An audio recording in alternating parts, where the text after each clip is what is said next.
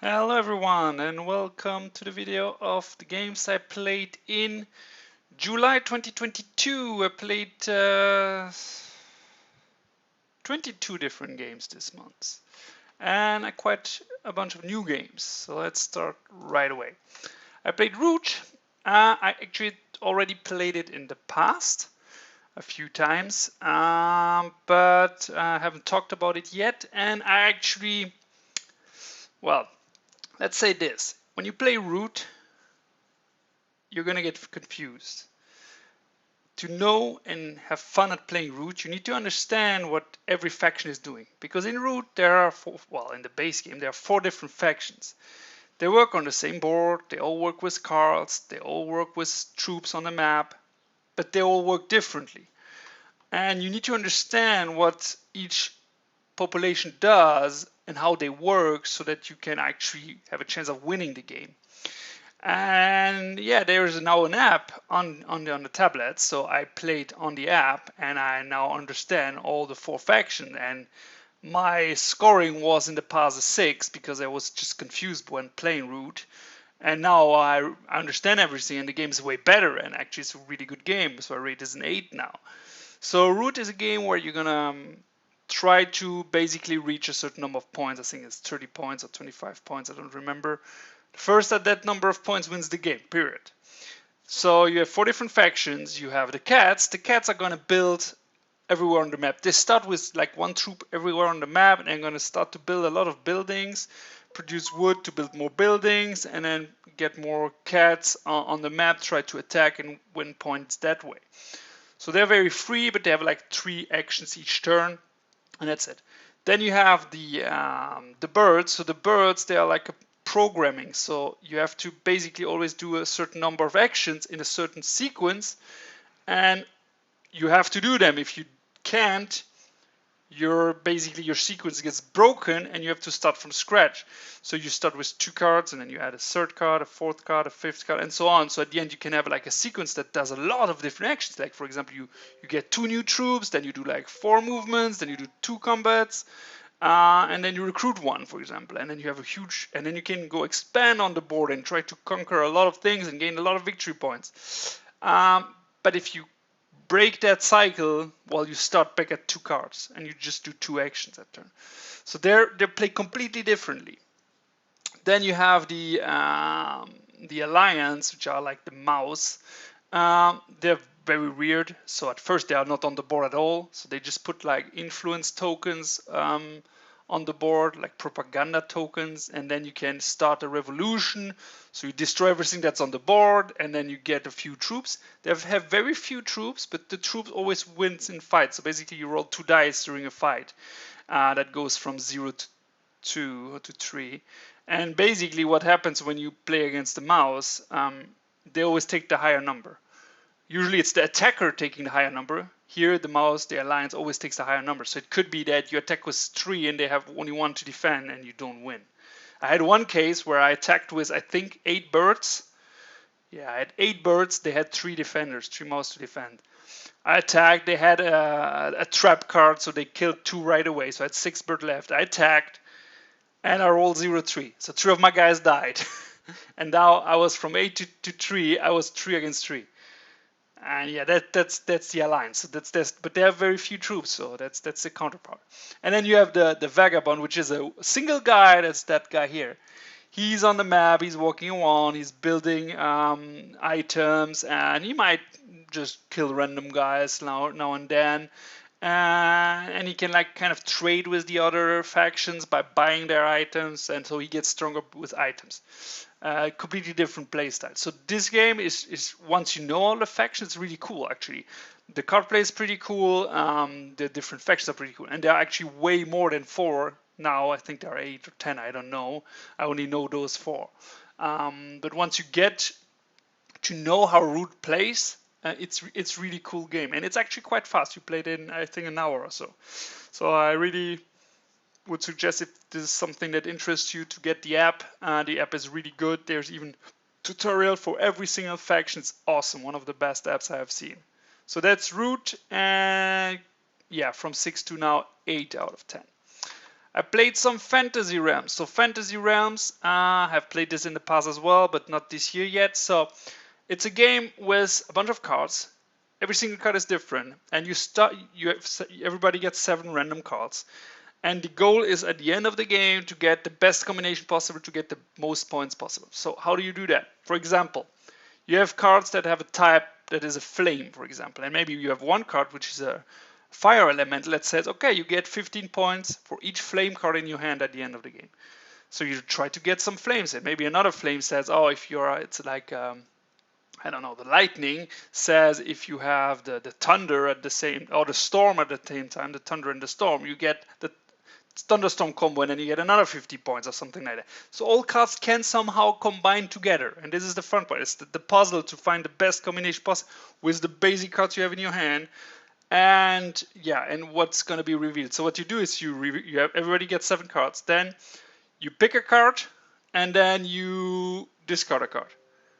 And then the next player, well, the card that is discarded stays on the board like here, and then he can either pick that one up and discard another one, or pick one from the top of the stack and discard another card. Once there's a certain number of cards on the board, the game is over. We count points. That's it. It's a 20-minute game.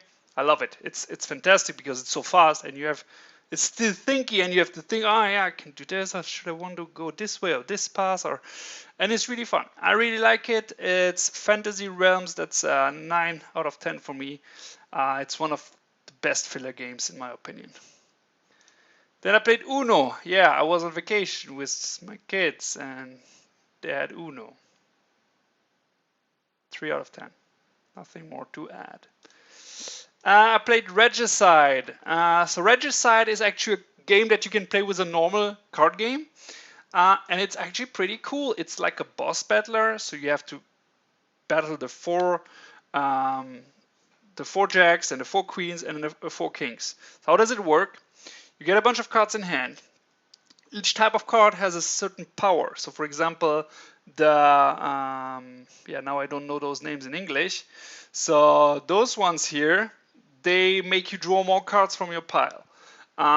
Those ones here, they're gonna put cards that you already played back in your pile. Those ones here are gonna prevent damage from the enemy. And then those ones here are gonna double the damage. And how does it work? The jacks, they have I think 20 life and they do 10 damage. So they will attack you for 10, but you attack first. So you have to do them 20 damage. So in this example here, I'm going to attack with my 5, which is double damage. So I'm going to do him 10 damage, but he's going to attack me for 10 as well. So I have to discard cards for a value of 10. So for example, I could discard the 7 and the 3 here. And then I could attack again, maybe with the 7.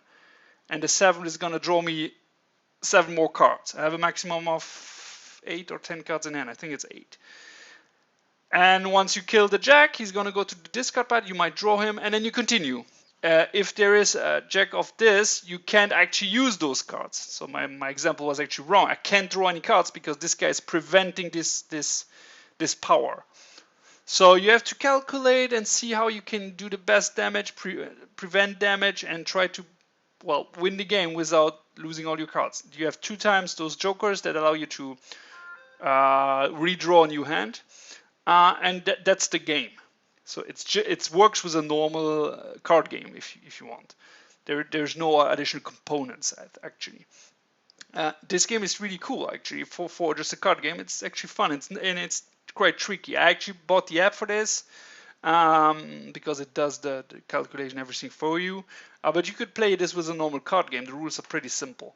Yeah, I like it. It's a solo game. Well, they say 1 to 4 play. It's a solo game. I rate this a 7 right now.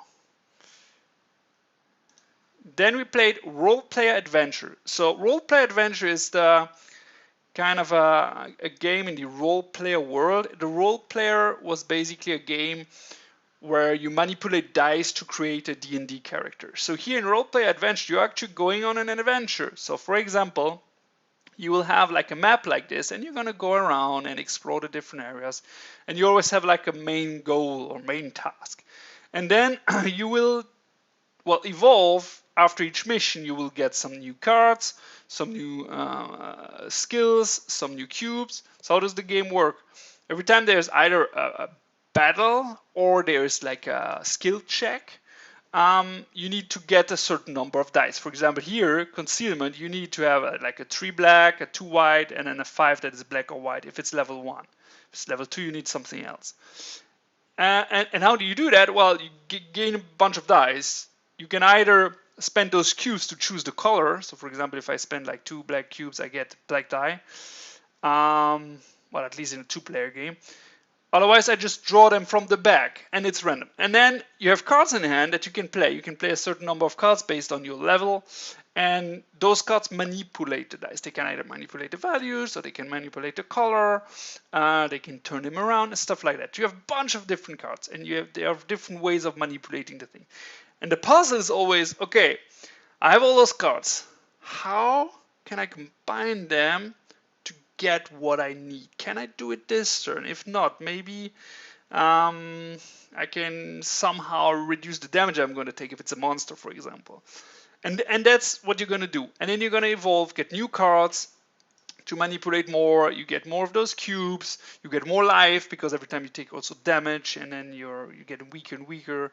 So it's a campaign game. So you play, I think, 12 scenarios or 11 scenarios. I don't know. We have played 3 scenarios so far.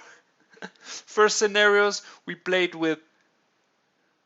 We played. We were on some sort of island. I don't remember. We were at the beach, and then we encountered some halflings, and then we got drunk with them while we were actually hunting for giants. So the narrative is kind of cool. You can go really a little bit crazy on this. So the last match we did was, the last world we did was with some vampires, and we managed to kill the vampire, which was pretty cool. Yeah, it's cool, and the story continues. So it's a story-driven adventure game. I like it a lot. It's fun. I'm looking forward to continue this after my vacation. So that's Role Player Adventures, and I rate this an 8. This exists, I think, only in English right now. Then we played 18Chesapeake. So the 18XX games. It's a brand of game which have some common DNA. So they have the team. The team is always trains. So the evolution of the railroads in the 18XX year. And then the mechanics is always kind of economic driven. So it's an economic driven games where you get companies and you buy shares from them and so on. And 18Chesapeake is like kind of the easiest version they made so that new people can play with it and try this system out. So we played this. This is how the map looks. For example, you're gonna build some roads, and then you're gonna put some of your stations there, and then you have trains that can then go around and give you money.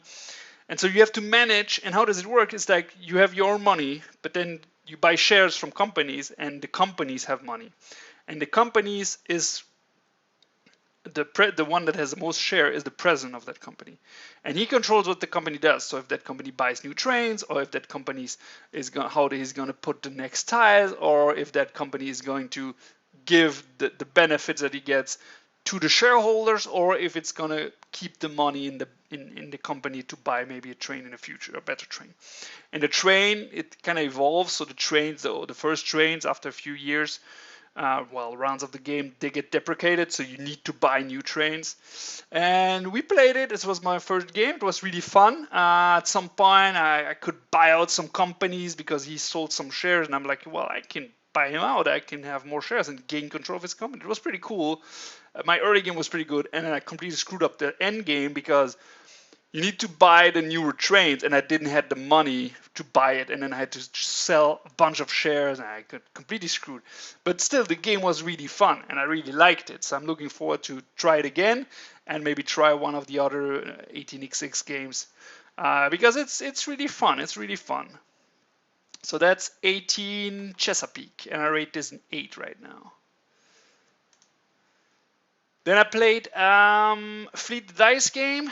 Fleet the Dice Game is a roll and write game, which have already played, but it's the first time I played in 2021, and I haven't talked about it yet. So you have 2 phases. You roll the dice with those type of fish, let's say, And then that's the first phase, and then you roll the dice with those icons, and one of those always with it. So it's two different, well, let's say phases. And then what's gonna happen is, let's say we are two players. We roll 3 dice. I pick one die. That's what I do.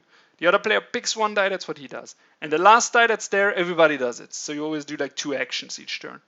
Same goes for each phases. And then what you're going to do is you're going to fill up those, for the fishes, you're going to fill up those spots. You get some license that gives you special power, or you get boats. And the boats, there's a fishing phase every second round. In the fishing phase, what's going to happen is that, well, you're going to fish and get some fish in your boats. And fish are victory points. And so that's the main way how the game works. But then each boat, each kind of fish is different, has different bonuses for the license, and then you have a bunch of buildings here that give you different kind of bonuses as well. And then you have money that you can get to get bonus actions. And we actually played also with 2 small expansions, which were pretty cool. This is a really good roll and write game. This is really good. Also one of my favorites. It's not that quick, but it's really good. It's really fun, and you see it's 2 sheets, so you have a lot of possibilities here. So I really liked it, and I actually liked the extension as well. So that's Fleet the Dice game, and I rate this an 8. Then I played Great Western Trail 2nd edition. So what's that? Well, it's Great Western Trail. They just added 2nd edition. There's not much different in my opinion. The game is 90% the same. There are a few tweaks here and there, but the game is 90% the same. Still a good game. I like it. It's a game where you're gonna, you're gonna go around this track here. You're gonna stop on buildings to do some actions, and at the end you arrive here at the train station, and then you need to ship some cattle. So you need to have a certain number to ship in a certain area. So if you are the first one to ship, it's like 4, and then you need a power of 6, then 8, then 12, then 10, and so on. And there are different approaches on the game. You can go and get the cowboy approach, so you get some cowboys, so you can buy a lot of cattle. Or you can go the builder approach, and then you build some buildings on the map, so your own buildings on the map that can do 2 things. 1, they can give you advantages. 2, they can do so that everybody that passes on that building has to pay you 1 money, for example. And the third approach is the train approach, where you're gonna actually go with your train super far out here and gain a bunch of victory points by doing that. So it's a really 3 approach. You can mix them up a little bit as well. So that's Great Western Trail 2nd edition. Don't see much difference. They're gonna bring out some new Great Western Trail in the future. Let's see what they bring. The next one is, I think, Argentina. Maybe there will be something majorly different, but this is very similar to the original one. So that's Great Western Trail 2nd edition, and I rate this an 8. Then we played Lisboa. Lisboa is a big complex game about the reconstruction of Lisbon. So what are you going to do? You're going to do a lot of things in this game. So you're going to build some buildings here in the main city by clearing out rubble. You have to pay for that. Then you're going to build some public buildings here on the sides, and those will trigger the buildings that have this corresponding color and give you victory points. But everybody's building on the same area here. And how you're going to do all that? You're going to do that by playing some cards. You can either play them on your board, those are the personal boards, on top or the bottom, and they will grant you a bonus at the time you played, or a constant bonus if you played at the bottom. And then you're gonna, you can also ship you can buy boats, and then you can ship resources, because there are a bunch of resources that you can ship on boats to gain some money. You're gonna get some plans for the architects so that you can buy those public buildings and so on. So that's basically the game. Now, what's complicated and why I only rate this a 6 is that there's a lot of different things to manage. So you have to manage your money, you have to manage your resource, which are those here. You have to manage your influence track, which I think, well, I don't know if it's called influence, this track here, which is what allows you to play actions on the main board here, which is tricky because you can't really increase it really easily. So this you have to manage. Then you have to check the positions here on the different areas and how they combine with those public buildings. Because if you build like, I don't know, a bunch of yellow buildings, well, if your public building doesn't give you a yellow bonus, you don't get points.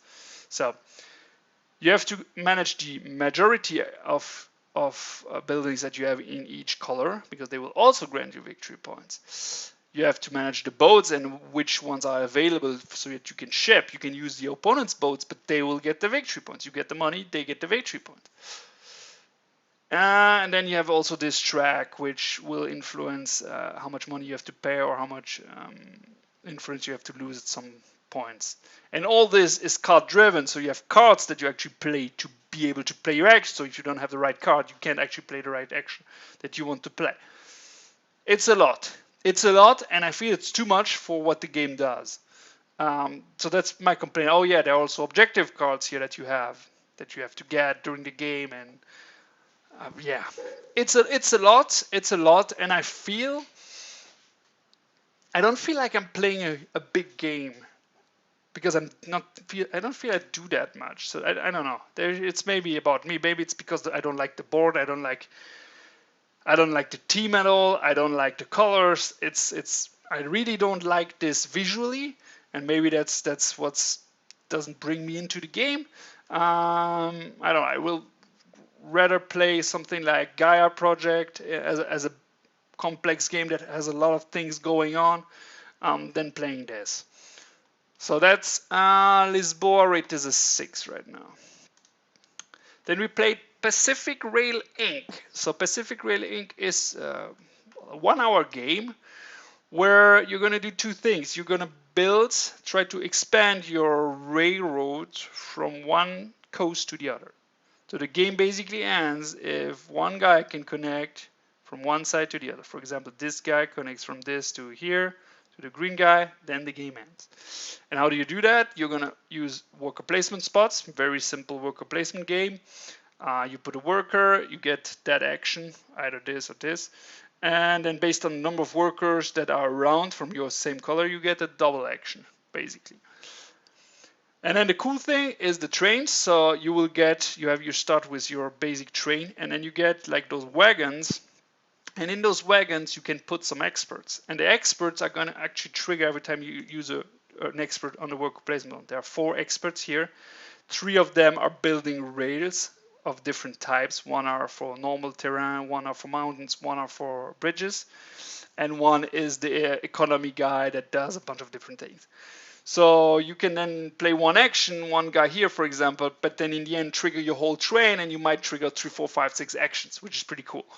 So that's what I liked about this game. It's kind of fast. I think it's 1 hour and the game is done, even maybe less. So that's pretty cool. I like playing it. So yeah, that's called Pacific Rail Inc. I think they're gonna change the rules based on what my friend said to make it, and it feels like based on the rule change we have read, it's gonna be even faster. And it's cool because you actually feel like you have accomplished a lot in that short period of time. I mean, if you play 1 hour, there's only so much you can accomplish, but then you feel, oh yeah, I had my combo here and there, I could do this and this, and this was pretty cool, I could do that. I like it. It was fun. It was fun. That's Pacific Rail Inc. and I rate this a 7. Then we played Pax Pamir 2nd edition. So Pax Pamir is an area control game that is completely card driven. And what's special about this is that it's an area control game, but you don't have troops. So there are like Russian, Afghanistan or Afghani, and British troops on the map. And then, well, like yellow is Russian, and I think those are the Afghani, the pink one, and then the green one are the other. Yeah, I think that's how it is, the British one. And how does it work is that you are gonna just like basically be aligned with one faction at some point. And then once you're aligned with them, you can kind of control their troops and attack the others and stuff like that. And it's card driven, so those cards you're going to play on the board, and they're going to grant you some actions or some spots that you can actually use on your board, on the card, so you can use them. They can also grant you some spies that are workers that you put on the cards that can go on other cards and like kill other cards from the other players.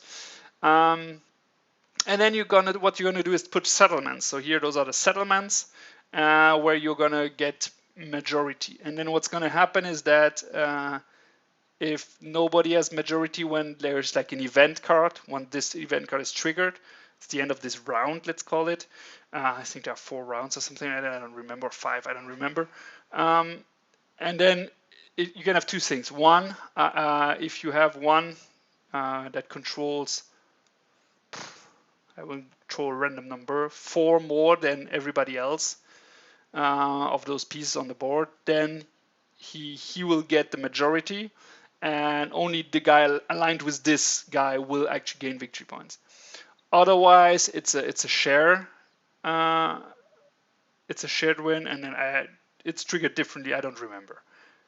I really don't remember. So it's based on something else. I don't remember exactly how this works. So that's the game. You're gonna get cards from the market and then play them out. And they're gonna be linked to a certain region, and they're gonna do stuff. Either put some roads on it, put some troops on it, or maybe you get some spies on it.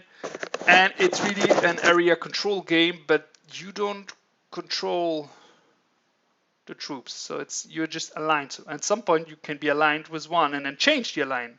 So you're like, yeah, I don't like the Russians anymore. Now I'm going to align to this because I feel this guy is going to win. And maybe if I can go there and I can tweak it so that I have the most influence with that faction, well, I will get the victory points because the guy that has the most influence will get the victory points if that faction is like dominant. So that's Pax Pamir. Really rough overview. It's kind of tricky, but it's kind of cool. I liked it. When I looked at it and when I watched the how to play video, I was like, I don't know. Feels weird. But once we played it, one guy hated it, but I kind of liked it. So it was fun. So that's Pax Pamir, 2nd edition. I rate this a 7. Then we played the Quacks of stupidest name ever. The Quacks of Quedlinburg. So this is a bag builder where you have a bunch of stuff in your bag. You pick them out and then you're kind of making potions, I think the team is. You're going to put your stuff in here. And once you draw the white ones with a power of more than 7, your potion explodes and then you stop. So, and you can stop before that. So it's a kind of push your luck game. I don't like push your luck games, say it right away. So if you like push your luck games, it's probably a great game for you and probably it's an 8 for you.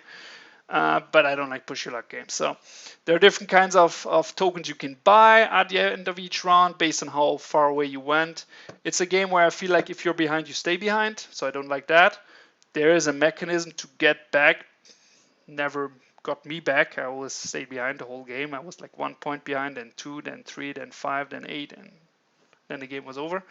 Yeah, but if you like push your luck games and randomness, because it's really random, you just pick the stuff. If you pick like white stuff of 3, white stuff of 2, white stuff of 2, white stuff of 1, that's it. That's it. The probability is small, but it happens. And so, yeah. That's the Quacks of Quedlinburg. Don't like it. 5.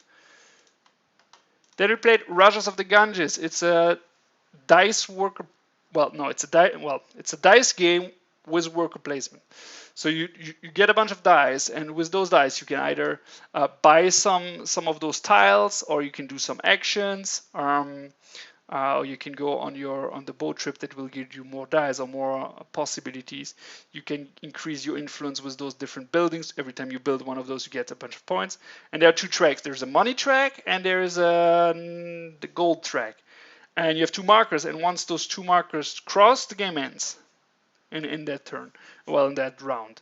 So it's kind of cool, but it's dice driven. You have some mitigation because you have like this stuff here that allows you to turn or die around. But in the end, it ended up with one guy rolling 2 dice. He needed 10 total to be able to win. And he rolled like a 2 and a 4. So he could return how many dice he wanted, but with a 2 and a 4, you only get to 9. And so that's how it does. If he got 1, 6, or a 1 or a 6 at some point, he would have automatically won. But he didn't get any 1 or any 6s. And that's why I won, because I could get then the building that he wanted to build, and it gave us like 6 points at one, 6 of the golden points, and allowed me to cross. So there is still some luck involved with the dice roll. There is mitigation. So this helps you in the mitigation, but sometimes you're just unlucky and it sucks. But it's a cool game, and it's also very fast. So that's also pretty cool. And I think there are a bunch of modules in the game. We played with one with a worker that actually allows you to say, oh, this dice is now whatever value you want, which he would have saved him, but he already used it that turn. So yeah, that's Rajas of the Ganges. I like this. I rate this a 7. Then we played Wendake, or Wendake, I don't know. It's a game where you have, it's a mix of a bunch of things. So you have, but how the game plays is that you have this board with a bunch of actions, and then you're gonna place your workers on those different actions, and they have to always be like in a line. You have to do a line like this or a line like this, I think. I think you can even do diagonal, I'm not sure. And then once you use them, you will turn them around and they will do another action. And there are different things you can do. You can explore on the board, so explore different areas and gain majority on those areas. Then you can change your workers into, put some workers in there that actually work and get you some of the different resources. There's like, I'm not gonna name them because I have no clue what the resources are. There are a bunch of different resources. You can also fight off others, attack them and kill them. You can buy some boats to get some other stuff, I don't remember. And then how the game actually plays out with the victory points is that you have a bunch of tracks here. And you have 2 tracks on each side, and you're always gonna score the lowest one on each side. So for example, here he would score 0 points here because he has 4 and 0. So right now he's still on 0. So moving this track up all the way up here, if this track is down here, it makes no sense. And this is random, so this gives you some variety in the game. And the 4 tracks are basically the 4 areas in the game that you're gonna play. But in the end, that means you have to do everything. You have to do everything. Because otherwise you might end up here and have both of them at 25, which is the maximum, but then the game is not over at that point and you still have to do the other 2 things. But you can decide when you want to do what, which is kind of cool. Now the reason I gave this only a 6 is that we played one game, and at the end I was at so the maximum points you can get is like 50, and I think I was at 44 or 45, I don't remember. It was really high, and it felt like if after one game I'm at 44, I can probably reach 50 after a second game.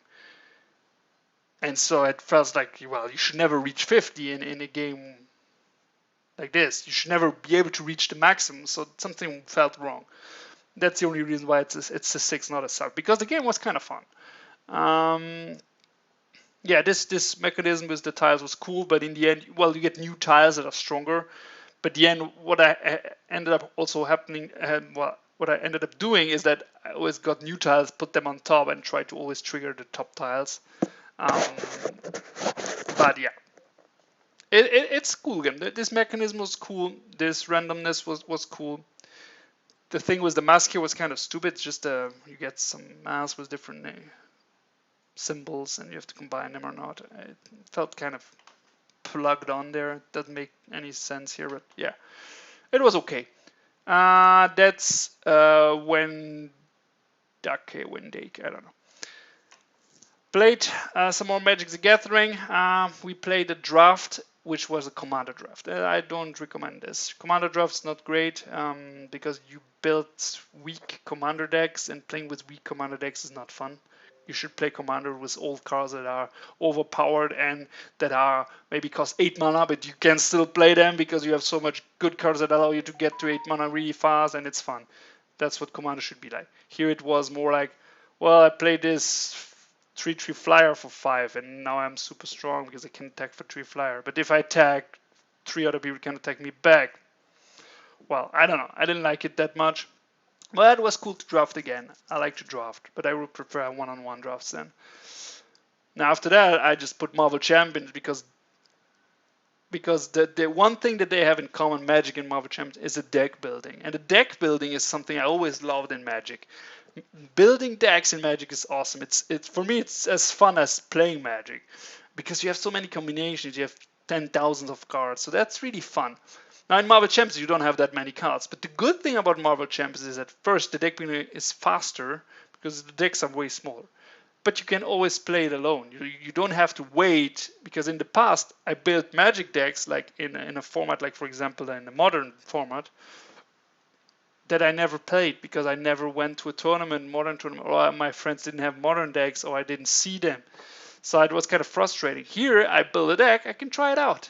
And that's fun. And we actually played some games with my boy and we built two very strong decks. One was Rocket. Rocket has a bunch of guns, and one is the confusing gun, and he has this battery packs where he can always reload his gun, and then it's like confusing the hero, super fun and super strong. And I had a Vision deck where Vision has his daughter Vivian, which is an android, and she can basically always come back. So she attacks, and the deck was about all her attacking all the time. So she's attacking, you untap her, she attacks again, she dies, you take her back, she attacks again, you untap her again, she takes. So that's the Vision deck. So we played this too, and we played against Ultron in high difficulty, well, in expert difficulty on level 2 and 3. So this was really hard. With also a quite difficult module, but we won, and that's cool because it was a challenge. It was a long game. It was kind of tough for my boy to stay focused all that time, but it was kind of cool, and that's what I like about Marvel Champions. You can play it casually with just a basic standard deck that you buy, or you can but then you have to make the boss like normal, and then you can also build a super power deck and then make the boss really strong so that you can actually have fun and a big challenge. So that's what I love about Marvel Champs. I'm going to buy a bunch of new stuff in the coming weeks, I think, because there's a bunch of new stuff that I don't have yet. So that's Marvel Champions, still a 10. It's one of my favorite games. Played a game of Dragomino with my boy and my daughter. Yeah. One of them is always complaining at the end because they just don't get the eggs that have the dragons in them, and then they lose. But that's the game. I still like it. It's fun. I played some Spirit Island. So Spirit Island has a new extension since always 1 or 2 years, I think, that I have bought that I haven't played yet. But I unboxed it, I depunched it, I sleeved the cards, I glued the insert, so everything is ready. I have no more excuses. But what I actually played is on the app, and I played with this guy, which is one of the first extension, one of the guys of the first, which is this huge tree. He's awesome. He is awesome because, well, he's basically controlling a certain areas on the map, and once he's there, he's really strong in that area, and he can basically start a bunch of attacks from the side. And the cool thing is about him is he gets a bunch of those high energy. So what you can do is you can buy really expensive cards. And what I did, at some point I had one card, cost 7 energy or 8 energy, but it was doing 4 damage on 2 different enemies. I was like, next turn I picked the card back, played again, and that's how the game ended. It was super fun. I really like playing this guy. I played it once or twice in the past. I remember he was cool, but I didn't remember exactly how it worked. So I played him. Super fun. Had a lot of fun playing this guy. And now I hope I'm ready for the new expansion. I checked the rules already. There's not so much changes. It's just new possibilities and new things. What I also like about those guys is that usually you have to pick how you grow your spirit, but here you don't pick one, you pick 2 things. So there are smaller things, but you're more flexible, you have more combination possibilities, and this I really liked about those spirits. This guy has the same thing. Those are from the first expansion. So that's Spirit Island, still a 10, still one of the best solo games that is. Then I played Ark Nova. So Ark Nova, still like it. It's the zoo building game that is card driven, where you're gonna build your zoo, you're gonna build fences, you're gonna put in animals, you're gonna build some projects, and it's all controlled by those cards that always, every time you play a card, you move all the cards to the side and the cards goes to the back. And where the card is positioned is actually the strength of the card. And that's how the game plays. I lost the game again. I think I never won any of those games, but I still like this game a lot. It's in a 2-player game. The card don't cycle enough, in my opinion. So you don't see a lot of cards. There's a huge pack of cards like this. You probably see a pile like this, not more. That's what I don't like in a two-player game, but it's faster. So that's a good point. Really love this game. If you like, well, game that has some polyomino building, some resource management with the credits, and then that is card driven with every single card is unique. This is really good. That's Ark Nova. I rate this a 9 right now. Played one game of Isle of Cats with my boy. Still one of the best games ever. Polyomino games with draft. Now when I played with my boy, I don't have the draft part because we play just with the cats and with just the boat filling part, let's say. We don't play with cards. So it's the family version of the game. So yeah, still like it, still really good. Already talked about it a bunch. We played Explore and Draw in a 3 or 4 player game. I think everybody kind of liked it. It's way faster than the normal Isle of Cats. But you still have the kind of the same feeling. So I like this. I like this quite much. So yeah, that was fun. That's the Isle of Cats Explore and Draw 8. We played another game of War of the Ring. So that was the second game of War of the Ring we played. This game went way faster. The reason was that my buddy wasn't very lucky. And what ended up happening is I had some very good cards in hand, and he had like a fortification here in Minas Tirith with Gandalf. And so it was really difficult for me to attack there, but I had a bunch of cards and I could basically kill a bunch of his troops before the combat started. And once the combat started, I still had cards where I had a possibility to sacrifice some of my guys to do some additional damage. And what I was very lucky because I had like 5 rolls and I had to do 4 fours or more to win, and I did. And then Gandalf died, which means if Gandalf or Aragorn dies, he loses one of his dice. And he only has 6 dice, so that's like losing, if you lose 2 of them, you lose 1/3 of your actions. And that's really game over at that point. And after killing Gandalf, I went and killed Aragorn, which got trapped as well. And from there it was just downhill for him, because he had so few actions he could actually play each turn. So the game was much shorter. The next time I will try to play with the free folks. It looks way more complicated to play because you have to manage all your different units from the Fellowship. We'll see. I've only played the baddies so far. First game was super close. Went to the last step of Mordor. He was here when he died, when he got corrupted. And the second step, I got a military victory very, very early on because I could kill Gandalf and Aragorn. So yeah, that's all the games I played this month. So was actually a month with a bunch of new discoveries or new games that I've never played. So that's pretty cool. Next month I will be on vacation 2 weeks, so it's gonna be probably a way shorter video. We'll see. Okay, that's it for me. Thanks very much for watching, and I wish you all a nice month.